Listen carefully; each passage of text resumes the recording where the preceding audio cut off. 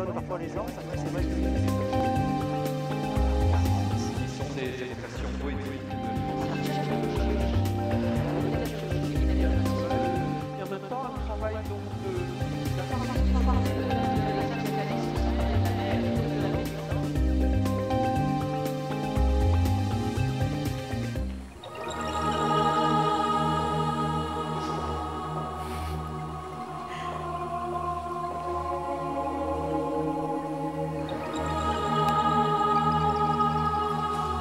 Bonjour, je suis Gaëlle Hippolyte. Bonjour, je suis Lina Engen. Nous formons le duo Hippolyte Engen depuis 2007, un duo qui se consacre essentiellement au dessin. Et bienvenue au MAMAC pour cette exposition qui s'appelle Le Bikini Invisible. Nous sommes toutes les deux des anciennes étudiantes de la Villa Arson. Par contre, nous ne nous sommes pas rencontrées durant nos études. On s'est rencontrés à Paris ensuite. On travaille donc ensemble depuis un peu plus de 10 ans. On a eu l'occasion de faire pas mal de voyages et de résidences en Californie il y a 3 ans. Et puis cet été, la résidence de la Villa Kujuyama à Kyoto, où on est resté à peu près 3 mois pour travailler, dont on peut voir quelques dessins qui apparaissent dans l'exposition avec des papiers traditionnels japonais, des papiers washi. On va vous inviter à découvrir l'exposition avec nous en déambulant.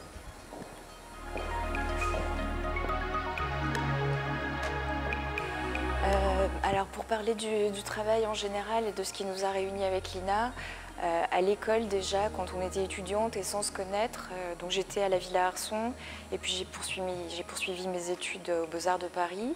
Et quand je suis partie de l'école, j'avais déjà des nouvelles de mes amis et de mes enseignants, de mes anciens enseignants, qui me disaient qu'une autre fille était arrivée et qu'on avait étonnamment un travail proche et une gourmandise à la pratique d'atelier qui était déjà assez similaire.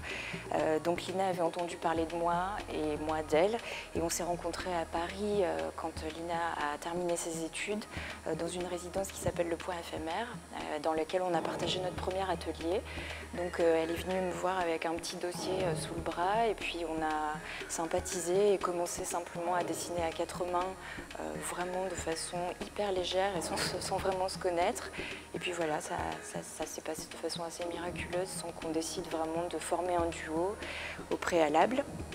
Donc on a conservé cette activité d'atelier et de dessin quotidien qui prend ses sources essentiellement dans la bande dessinée, le dessin traditionnellement fait à la chaîne, donc avec des images simplifiées. On reconnaît des images de cartoon, des images de dessins qui ont fait les premières réclames ou des choses comme ça.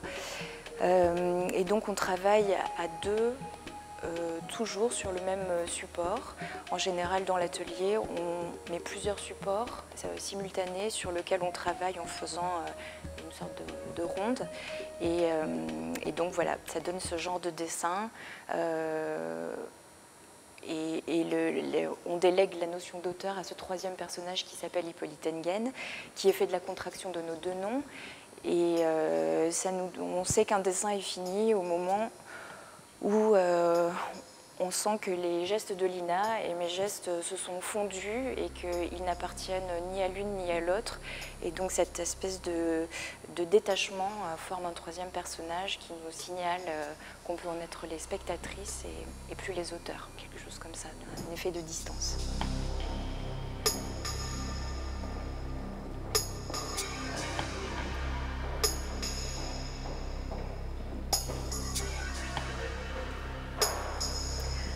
Voilà, donc l'exposition, elle s'appelle Le Bikini Invisible, qui est un titre qui évoque simplement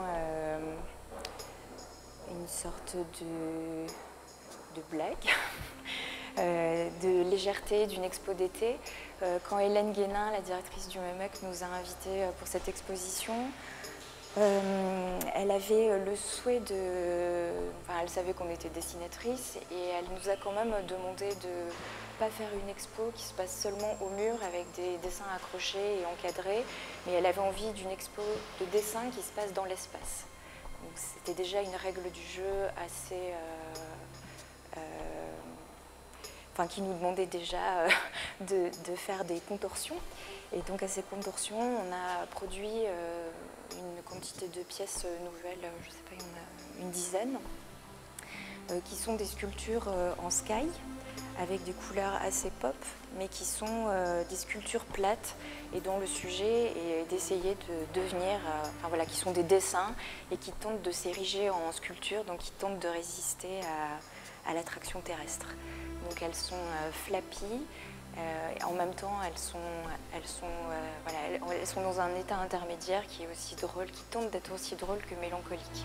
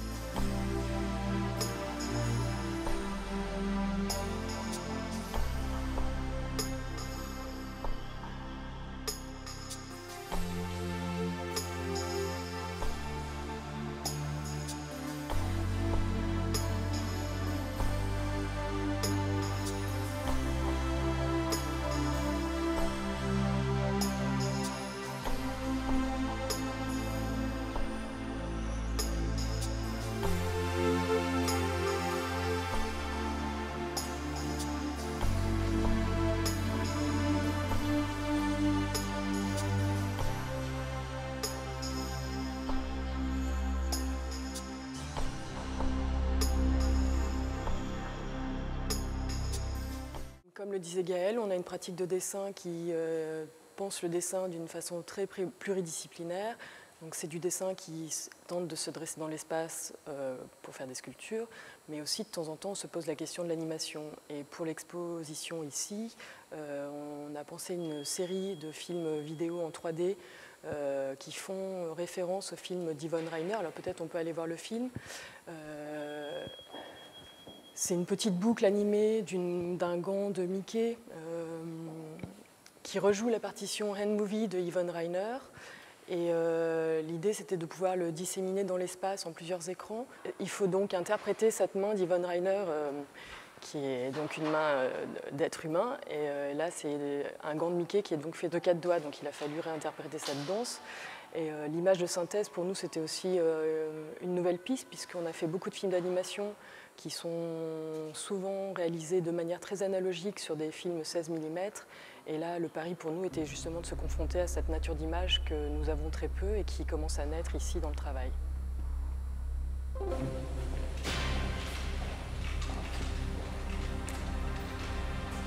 dans ces films d'animation 3D qui reprennent la danse de la main de Yvonne Rainer, l'idée, c'est qu'on voulait que ça refasse une chorégraphie dans tout l'espace d'expo. Donc on a 8 écrans qui sont désynchronisés et qui sont en boucle avec des couleurs différentes qui reprennent les différentes chromies qu'il y a dans l'expo. Et notre idée, c'était d'avoir cette chorégraphie comme un ballet pour main de Mickey, un ballet pour 4 doigts, qui puisse être comme un fil conducteur qui fasse se rejoindre un peu toutes les pièces qui sont assez récentes chacune, mais qui n'ont pas été conçues, qui ont une forme d'autonomie et qui n'ont pas été conçues exactement dans la même optique. Et c'est une pièce qui nous permet d'exercer des tensions dans le passage des dessins qui sont faits avec du fusain, du crayon, de l'aquarelle, au geste de collage qui est plus raide d'une certaine façon, des tentures murales ou des sculptures en sky. Donc les chromies qui sont là se retrouvent sur certains éléments et certains détails des pièces qui sont au sol et qui viennent servir aussi d'éléments de construction. Et donc ce mouvement synchronisé nous permet, comme si on avait lâché des balles à rebondir dans l'espace, nous permet d'exercer des circulations qui accompagnent le spectateur du début jusqu'à la fin de l'expo. Voilà, ce qui nous intéressait aussi dans le gant de Mickey, le fait qu'il ait 4 doigts, c'est que le dessin à la chaîne, donc pour les dessins animés ou pour tout ce qui a fait la publicité, a procédé à une simplification extrême des formes. Donc dessiner 4 doigts, c'était plus facile et c'était plus rapide que de dessiner 5 doigts, ce qui fait que les personnages de cartoon se retrouvent avec des affects qui sont très réduits, mais qui ont une grande capacité de circulation et de reproduction, avec un message qui s'identifie de façon très très claire. Donc notre façon de se réapproprier des formes qui peuvent dire peu de choses, c'est aussi une sorte de défi artistique qui est une sorte d'autoportrait et qui pose la question à la fois de la manipulation avec les présences des mains qui sont dans l'expo, un peu comme un personnage. L'idée de la manipulation et de faire des choses avec ses mains, et c'est une sorte de figure de l'artiste. De se demander aussi ce qu'on peut dire encore aujourd'hui dans un monde où il y a une gigantesque production d'images, voilà, de ce qu'on peut encore dire comme sensation, comme sentiment, comme rapport au monde avec le dessin. Donc c'est une façon pour nous de s'amuser de notre propre condition d'artiste et de la difficulté de dire de grandes choses aujourd'hui. Et voilà, c'est ce qu'on retrouve dans les vidéos avec cette main à 4 doigts, et puis dans les sculptures avec des personnages qui ont 3 orteils, qui n'ont pas de bras, qui n'ont pas de visage et qui tentent de s'ériger. Donc on a présenté 2 tentures, c'est des pièces qui s'appellent Briques. C'est un titre qu'on a repris à Georges Herriman avec sa BD Crazy Cat qui présente un trio entre un chat, un chien et une souris avec des jets de briques constants, voilà, qui est une BD qui nous est chère et dans laquelle on va puiser beaucoup d'idées, de signes et aussi une forme poétique. Donc là, on voulait les présenter simplement parce que le glissement du dessin a autre chose que faire du dessin et simplement toujours dessiner sur du papier et le montrer dans des cadres accrochés au mur. Il y a un caractère monotone et ennuyeux qui ne correspond pas exactement à l'énergie qu'on met au travail. Et on a toujours envie d'essayer de penser des formes qui peuvent être de la sculpture, du cinéma d'animation, ou des tentures ou des tableaux, mais au travers des problématiques qu'on soulève dans l'activité constante du dessin qu'on a dans l'atelier. Donc là, voilà,